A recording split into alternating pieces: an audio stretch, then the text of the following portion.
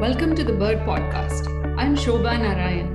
We are now on YouTube at the Bird Podcast, and we're also on Instagram at bird_podcast. Please follow us or subscribe to us if this is of interest to you. This is part 3 of the How to Birdwatch series, and like I said, if you are an experienced birdwatcher, don't even bother with this episode. In this, I'm talking about how to see or how I learned to see. Ayurveda divides us into 3 phenotypes. We are vata or pitta or kapha. Vatas have acute hearing and enjoy the sense of touch. Pittas have acute vision and enjoy the sense of smell. Kaphas have acute taste and enjoy the sense of touch as well. Now, how you see depends on who you are. If you have keen hearing, you will soon start identifying birds through bird call. You will have a great way to remember their song, their calls, and immediately identify whether it's a jungle prinia or not, what type of a bird species it is. If you have acute vision, you will be able to see the forest from the trees, and you will be able to pinpoint a bulbul in the middle of them. So, as a vata, I have good hearing, or so I like to think. And as I can spot the sound of a wagtail, a bulbul, and a parakeet, which most amateur bird watchers can do after a little bit. So this can become a curse when you hear the sound of a bird that you cannot recognize, and then you become obsessed by it, and you soon start recording it on your phone, and then you go to your app or the website Zenocanto and start trying to figure out what you've heard. But this is how you go deeper inside. Some visually sensitive bird watchers can identify birds just as they fly past. And if you listen to our episode on eBird, you will see how Ashwin Vishwanathan, who is an experienced birder in Bangalore, does it.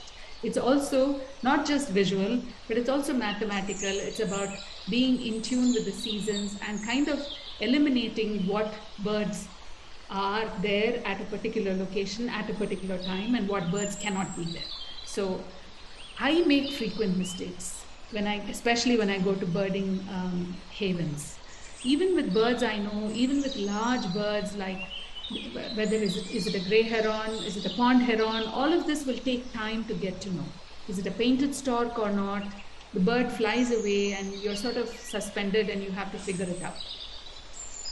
Birding, I feel, has to do with a way of seeing that is cultivable in that you can learn it. But it's not common. If you have it, it's great. It's a gift. Some people can see owls by just walking past. I have a nephew in Badami. We were walking past a stone quarry and suddenly he said, there's an owl. But none of us saw it. So I have to pay attention. I have to actually learn how to see, which is kind of a loose way of seeing and at the same time focused, if that makes any sense. And then there are apps today that will help you with that. Most of the time, I wait for calls. I stare at trees and I wait for calls, and then I start looking inside a tree and I look for movement, which is a common way. That's how beginning birders, you start looking at a tree where the call is coming from, you look for movement. That is birding 101. And then if you soon start remembering the sounds and recognizing and identifying based on the sounds, that's even better. Some birds have very distinctive sounds. I can hear a kingfisher call and I can immediately tell that a kingfisher is in the vicinity. My bird watching is most intense in the morning in that I spend 20 minutes doing it, but it happens throughout the day, as is the case for most bird watchers. Because when we are bored, when we have nothing else to do, we pick up the binoculars and go out on the balcony or in the garden. And usually you see something. There was one time when it was raining and I trained my binoculars on a distant ficus tree and I found a golden oriole perched on top. It did the most amazing thing. It circled and went upside down on the branch, almost as if it wanted the rain to wet its undersides, and then came back up. So this is what I call a wow moment, and I will never forget it. In another branch during that same monsoon shower, a black drongo sat perfectly still, absorbing the water after the hot day. In the beginning, with blind ambition, I decided that I would memorize Latin names for all the bird species that I saw. I've given up that endeavor now because it's complicated enough to keep track of markings and ID marks and common names and sounds. And then learning the Latin names is a whole nother experience altogether. And then they changed the names also. So there's that. So for the most part, I try to spot minor differences between the birds that belong to the same species. The white-cheeked barbet versus the gray-headed barbet, the coppersmith barbet, and so on. They all belong to the Megalima species. The bird that are ostensibly easiest to observe are raptors because they are big, they are up in the sky. These are the kites, eagles, hawks, and then they sit still for long periods of time. So you can train your binoculars and see the markings. But when they are flying, identifying them is an art because you're only seeing the underside of the birds. They circle around for long periods of time. The only time I've seen a kite attacked by a smaller bird was when I took a walk near Alsur Lake. I could recognize the keening sound that a kite makes, but for the first time I heard it shrieking, kind of scared. And I stopped in my tracks. I was buying coconut water and I looked up on the tree and there was a crow attacking a kite, which I think was attacking its nest. So the crows were shooing away the kite and the kite was scared and it flew away. So these are magical moments and it can happen. It happened to me at 3 p.m. in the afternoon, like I said, when I was buying coconut water.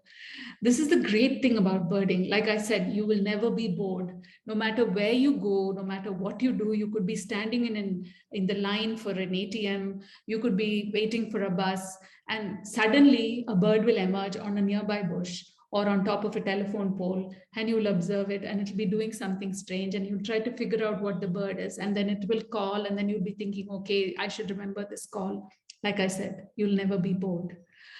There are several websites that teach you how to be a better birder, and I've started using all of them. There are courses in ornithology that are free online, and you can find them if you want to improve.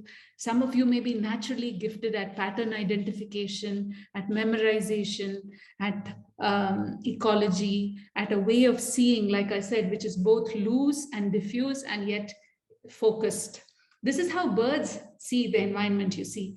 They look in a loose, diffused manner at all their surroundings, and yet they can suddenly focus on their prey. This is the kind of seeing that we have to adopt.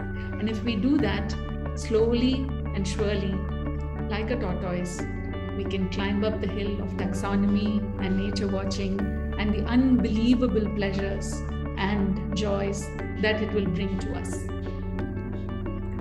Bird Podcast is produced by Ullas Anand and Echo Edu. I'm Shobha Narayan. Thank you for watching. Thank you for listening.